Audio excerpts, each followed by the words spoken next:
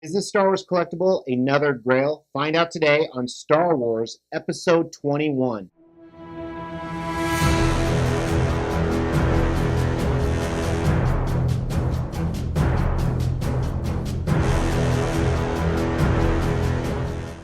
Welcome to the Extreme Channel. My name is Mr. X. You might be wondering, Episode 21, what does that mean? That means this is the 21st Star Wars Collectible I have reviewed. I have more videos on Star Wars, so just go search Star Wars. There's tons of them. One of my favorites actually is this one right here. Has all kinds of autographed Star Wars memorabilia. But I have a lot of high-end collectibles like this. 1/6 scale, 1/4 scale. I even have a life-size Han Solo and Carbonite I've never reviewed. This is not a new piece. It is a new piece to the Extreme Collection, but believe it or not, this guy is over 10 years old. I'm not sure of the exact date. Maybe someone can throw the release date in the comments below. Speaking of that, if you are interested in winning some free Venom statues, we're actually giving away these two Venom statues right here. If you're interested in that, stay tuned till the end of the video and we will tell you why. But I've been looking for this guy for a while. I don't know a ton of information about him. I do know he's made by Sideshow Collectibles, the largest statue manufacturing company out there. This is a premium format, which is their fancy word of saying he's 1/4 scale. So a speeder bike and a scout trooper would be 4 times larger than this is in real life. And that's what this is. This is Sideshow's Scout Trooper on Speeder Bike Premium Format. They made 1,500 of these, to my knowledge. At least this one has 1,500. I don't think there was an exclusive. What that means is sometimes they do an exclusive version, like a special edition, which has a number of switch outs. This is all one piece, no switch outs, anything like that. Original cost on him, I believe, was $1,200 or $1,250. Nowadays, you're lucky to see him under $2,000 secondhand. I ended up being lucky. I saw someone selling it on eBay who actually lived about 40 miles from me. And we started talking offline, and I ended up picking up in person and got it for $1,800, which is about the average going rate of it, I would say. So interestingly enough, I actually unboxed this live. You can go check it out right here. And when I was unboxing it, honestly, I was underwhelmed. So stay tuned because we're going to do an extreme review to see if that is still the case. Maybe it was because I was drinking. Maybe it's because it was. But this is a huge piece. That's what she said. So this is probably one of my biggest 1/4 scale pieces, especially in depth or width or, depending how you want to display it. So let's dive right into the review. And first, as always, we start with concept. When we talk about concept, if it's a movie piece, is it movie accurate? Does it look cool? Does it flow well? Does it make sense? And let's check out this guy.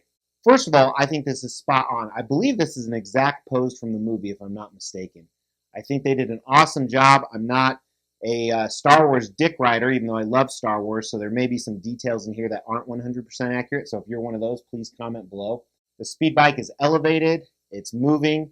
It's on top of a base that is partial museum black, partial forest, even though there's no greenery on it. The speeder bike has some wear. We're going to see up close with the paint and sculpt. And he's in the middle of riding it, trying to shoot, presumably Leia and Luke. And I think they got all these different details with the piece. It's just awesome. And this is going to be kind of difficult to review when we get to the paint and sculpt for a number of reasons. Partially, there's mixed media, there's sculpt. But I think the biggest thing, this is such a different piece on so many levels. One part is how it's part museum, part actual base, how it's elevated, it's a vehicle, and the size. This is just huge. And what's really interesting, and this really ties into the concept, this is not a primary character. I wouldn't even call this a secondary or tertiary character. It's a character way down the line, and he is so sought after, and I think a lot of that, honestly, is due to the size. So size does matter, folks. But I love the concept, and the cool thing about this, I think this is one of those pieces that will grab people's attention more than a Darth Vader piece.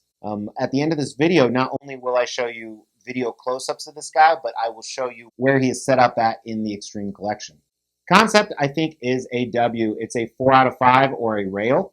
So it's not the coolest concept, but a floating speeder bike on 1/4 scale is pretty ambitious, and they pulled it off. How well did they pull it off? We will talk about with design. Design is about displayability. Does it fit together well? Do things work? So let's start with size, actually. So depending how you display them, you could call this the wide width, another word I say wonderfully, 33.5 inches deep. The base itself is 13 inches. This is about 8 inches. Tall, he is just under 22 inches. There are no switch outs with this, and honestly, I don't mind that because this is the exact pose and everything I would want. Now, one interesting feature, he is a poser. There's some movability in the joints. to help put his feet down better, adjust him. It's not like a Hot Toys 1/6 or 1/4 scale that you can pose however you want, but it does allow you some flexibility. I think that was extremely smart design. Another thing with the design, and hopefully this just isn't mine, but you can actually move the speeder bike without the base. And I don't know if that's intentional or it's supposed to do it, but mine does, and I like that. If that was intentional, that was very, very smart. I do have a small break in mine right down here. Check this out by the base. And this is my fault. I studied it in person when I picked it up and I didn't see it. The people I bought it from were fantastic, true collectors, so I doubt they saw it either. But let's look at the base as a whole. I don't know how much I like this base, that it's half museum and half forest, even though the forest has no greenery. I know there is a custom base, so I think that was some opportunity. They could have coated this whole thing with forest. But one unique thing that this museum black style base does is it makes it look more like a museum piece, like something that would be in a museum for Star Wars. So I'm not horribly upset by that, but I could see how some collectors would want the whole forest base. Otherwise, everything else I think was really smart on it. I think the design for such an elaborate project, it was pulled off well. I think it's a 4 out of 5 as well. Now we're going to dive into paint and sculpt, and as usual, we'll start at the bottom, go to the top. You know, when it comes to sculpt of a vehicle, a lot of times, while there is sculpt to it, it's more engineering, so we're going to talk about both. And you will see some dusty spots on here. This I dusted it once, but I need to dust it again. And let's start at the bottom here. Let's look at that black museum base. Very average, very normal. Nothing I would critique about it. I like the forest part of the base. You have some rocks and dirt and a log. It's really interesting. They didn't add any green to this when Endor was so full of green. Maybe because it would have looked really cheap and fake, because sometimes even sculpted plants nowadays do. So if that was the decision, I think it was smart. But this looks great. There's good texturing, good weathering, good wear, good paint. I like the mix of the earthy tones on this base. It's pretty neat. We'll start at the front of the speeder bike where Luke chopped off with his lightsaber. And I always remember having the toys that broke apart and this part flew off as well as the two back parts. But one thing on this, I really like the weathering. Anywhere there's brown, there's a whole bunch of scratches. And it shows that this is not a brand new bike, and you're going to see a lot of the similar things when we get to the Trooper. You can tell it's not a brand new suit. He is flying in the forest, and there's all these different cables and mechanisms and rods as we move farther up the speeder bike here. I believe this is almost 100% movie accurate. On the bottom of the body, the front body, I actually missed this while I was taking photos, is a gun, and I remember it from the movie, of course. So here's a picture of that, pretty neat. And here's some more pictures of the body, and I like the paint job on this. You see the scratches and the wear, and they're kind of all over the place. So it's calculated, but it's messy, and I mean that in a good way. Take a look at his handlebars. Some intricate workings in there and wires, the grips on the top. I really like this control panel, all the different levers and knobs and buttons. Pretty neat. And I told you I was kind of underwhelmed when I opened it. As I took pictures, I'm starting to get whelmed. Not overwhelmed, just whelmed. Take a look at the bottom. On the right side, you have this thruster. It looks like a thruster, an engine part. It's a single piece. I guess it's not a thruster because we'll look at the thruster at the back, but it looks pretty cool with the hose going to it. And on the other side of that are a bunch of hoses. So I like the fact it's not symmetrical. Look at the pedals, and the pedals actually move a little bit. So if you wanted to position his feet a little bit differently, hoses in there. And I distinctly remember there's a scene from Return of the Jedi where they actually push down on the pedal. You probably get a good look at it. Some more engine parts behind his legs. Take a look at the cushion he's sitting on. This is probably the only part that I'm not whelmed by. I'm underwhelmed by this. They could have sculpted it a little bit better to make it look more like a cushion. I've seen a lot of sculpted chairs where the cushion parts look great. But take a look at the back of the speeder bike. It's very cool. It's almost a tiny bit darker brown, a lot more scoring in it, some black layering. Almost looks like some chips. Check out the knapsack. This is mixed media. I think that was a good choice. I'm normally not a fan of mixed media or fabric. That's what we call mixed media, real cloth. But as we look throughout the Trooper himself in a second, you're going to see they did it very well. Take a look at the very back of the speeder bike. Here you see the thrusters that are covered up with the metal plate and some rivets on it. And then open it up. Pretty cool. and you can pose them where they're opened up or they're shut, which is neat. And check out in the middle, those are 4 burners or something like that. A lot of scoring on here. The paint job looks great because this is where the exhaust and maybe even fire would come out of. Let's start at the trooper here at his boots. And what I said is interesting about him is half of him is mixed media, half is sculpt, and the sculpt looks like mixed media, and that's always a plus. And that's starting with his boots. Now, one cool thing is you see all the folds in them and the tread. The coloring looks good too, and it really matches the time. I remember this is like what kitchens look like. It's that off-white color with some yellow in it. Boots look great. Big fan of those. I'm glad they didn't make them super clean. And you know what? Maybe they did, and this is just weathered over time. The other one actually has a holster on it for his gun that he's holding in that same hand we're going to look at in a minute. Moving up the black on his pants, these are mixed media. And you'll see he has some knee pads. He must not be a captain.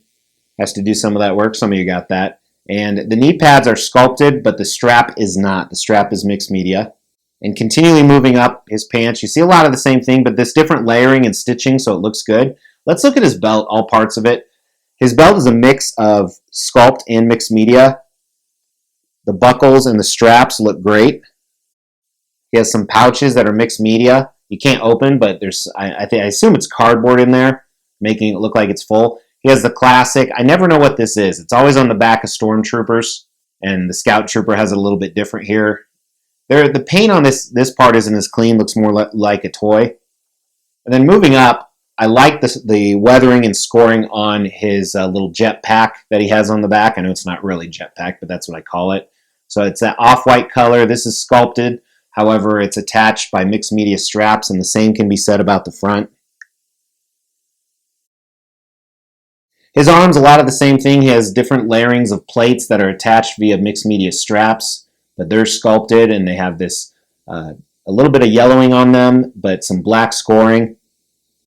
This is really cool. His gloves are sculpted, and they look great. Great folds. They look like real leather gloves. Pistol looks a little cheap. Could have used some more detail in it, but nothing I'm going to lose sleep over. Let's check out his mask, and this looks movie accurate. It really does. I'm just showing you some pictures here because a lot of what I've been saying has been the same with the coloring and the scoring. And I really like, I should have talked about this during design, but how it's to the side so you can really display this from the side, which is how I plan to, and you guys will see that picture in a second. Actually, here's the picture right here. Here he is, set up with my Star Wars stuff. This room's kind of a work in progress. You guys haven't seen this one before in my room tour. So paint and sculpt on this guy, I hate to just keep giving the same score, but I think it's a W. They're both really well done. I'd say they're better than average. Not the best I've ever seen. There are some toyish figures, but I'm also keeping in mind this is a piece that's over 10 years old. Value, he's an older piece, so we're going to skip that category because he's not brand new, but we will talk about the overall score. And for you math majors out there, he scored a 4 out of 5 in every category as a rail. That doesn't necessarily mean he's going to be a rail in the end because our overall score is kind of my gut feeling, but it actually is rail. I think it's a 4 out of 5. This is a rail. Some people would call this a grail. I think it's a grail due to the price. It's surprising that the price is so high with a decently high ES. But as you see, the presence here is just amazing. And that's what makes this piece. It's really all about the presence of him. So if you want to know how to win those Venom statues, first thing you want to do is like this video if you have not already. Second thing is make sure you are subscribed to this channel and you have that bell notification because we're going to hit the 10,000 subscriber pretty soon. And that is when we're going to give away those pieces. We recently are giving away some shirts. We just dropped a week or two ago. And then comment below what your favorite Star Wars collectible is. But here's some close-up video of it. And until tomorrow, take care, guys.